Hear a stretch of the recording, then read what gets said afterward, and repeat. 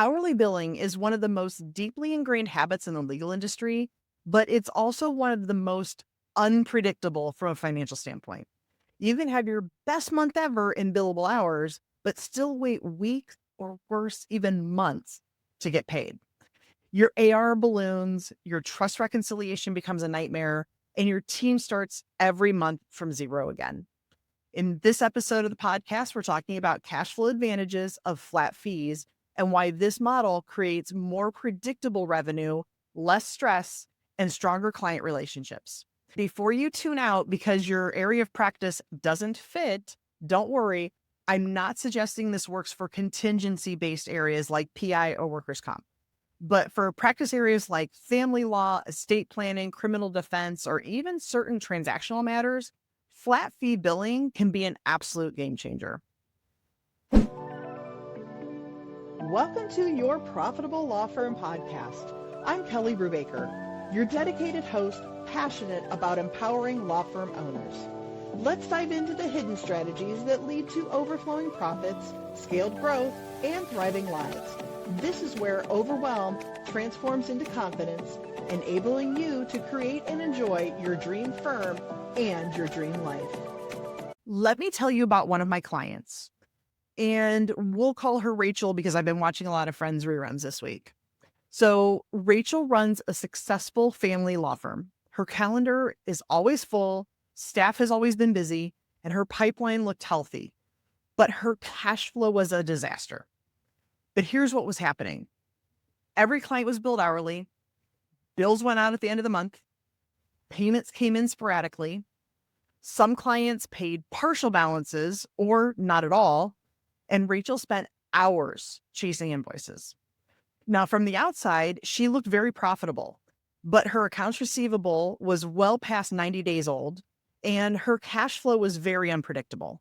It was very hard for her to plan payroll and even set aside money for taxes. And she felt like her firm was always behind the eight ball.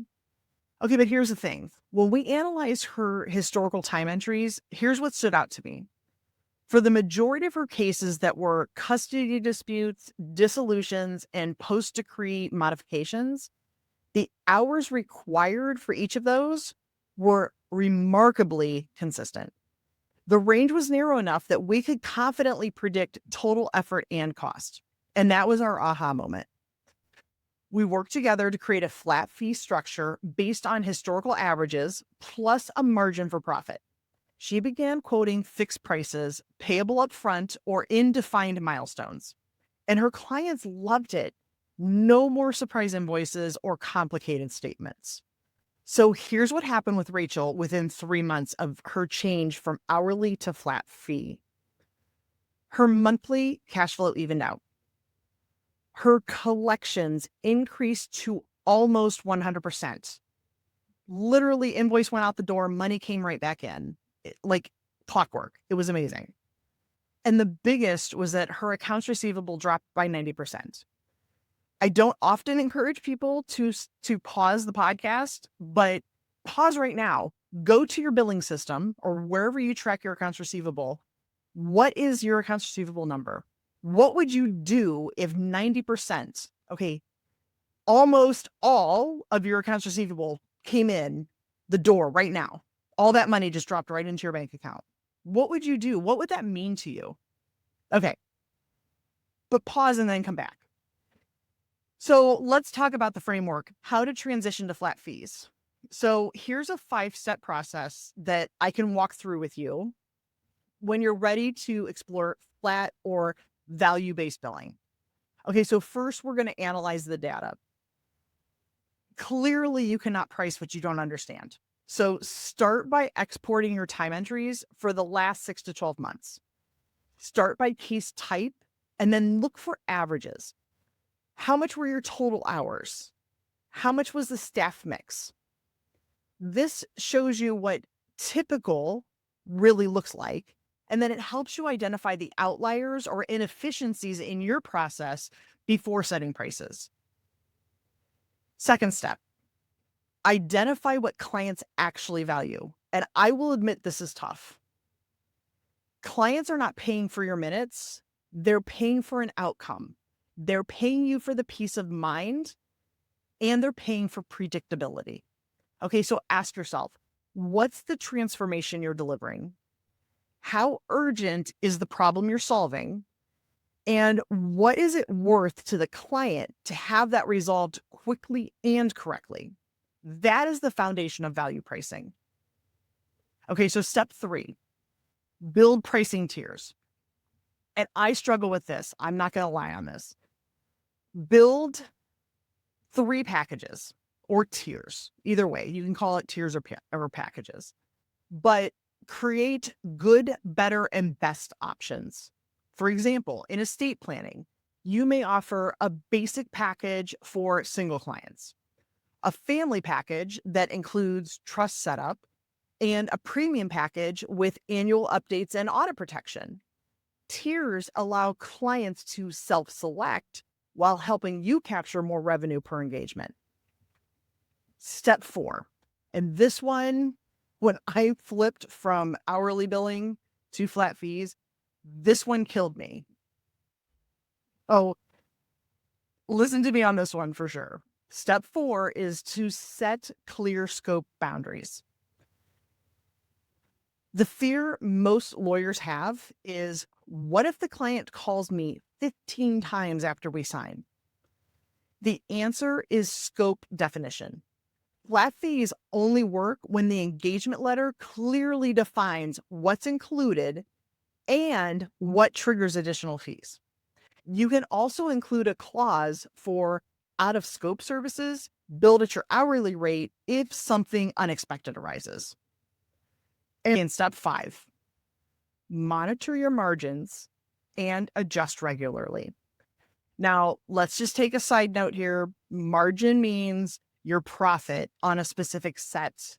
And the specific set could either be a specific set of clients or a specific set of cases or matters. Okay. 3 to 5. Take the last 3 to 5 cases you've closed. Look at the income from those cases. Look at your costs. Did you make a profit? If you're consistently under your target profit, increase your price or refine your process to be more efficient. That will help your cost part go down. Flat fee billing isn't static. It's iterative. The goal is to build a model that rewards efficiency and experience. Okay, so there's got to be a fix, right? How flat fees solve common law firm pain points. So let's talk about how this model directly impacts your firm's financial health. So first, you will gain even and predictable cash flow. Okay, with hourly billing, income fluctuates wildly. You can have a strong billing month followed by a slow collection month.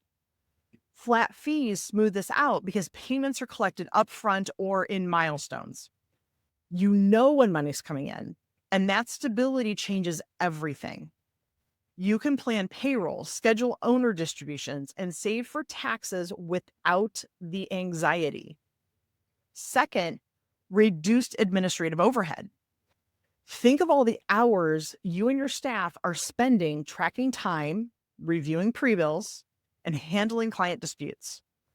With flat fees, that administrative burden nearly disappears. Your staff focuses on delivering work, not debating over a 1/10 of an hour or 2/10 of an hour increments. Third is improved client relationships. Clients hate unpredictable invoices. Flat fees eliminate that tension. Clients see transparency, not a meter running every time they send an email or pick up the phone to call you. The result is happier clients who give you more referrals and you're building stronger trust. Okay, the fourth benefit, better team focus and morale. Your attorneys stop obsessing over utilization rates and start focusing on outcomes. Productivity improves because people are working towards results, not hours.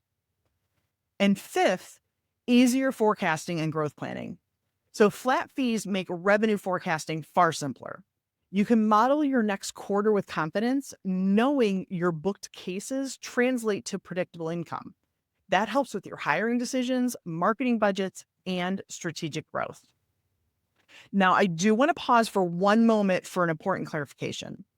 I do know that some states and courts especially for court-approved fees, require attorneys to document time, even if a client was billed a flat fee. That's primarily to ensure the fee charge is reasonable under professional conduct rules. So you can't abandon time tracking altogether until you verify your jurisdiction's requirements, but you can still track time for internal analysis without using it as a billing mechanism. So let's revisit Rachel. Here are additional benefits that happened for Rachel and her firm when she transitioned to flat fees.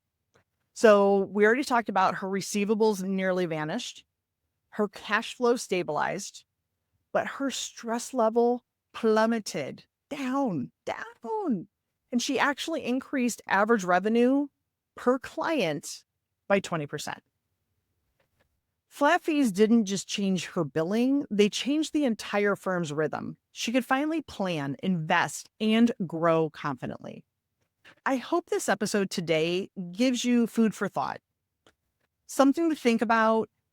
Just because hourly billing has been the way of the legal industry doesn't mean it has to continue that way in the future. Hey, before you go, grab my new book, Plugging the Leaks, 10 Ways Lawyers Waste Money and Simple Fixes. It's a quick read, plain English, packed with checklists, templates, the 7 to 60-day collections escalator, and the Core 4 dashboard. So you can keep more of every dollar you earn. Now, you can order the paperback or Kindle on Amazon, or you can download it for free, the PDF format, using the link in the show notes below. Remember that profit is something you intentionally plan for in the beginning. It's not a potential bonus at the end of the year. Thanks for listening.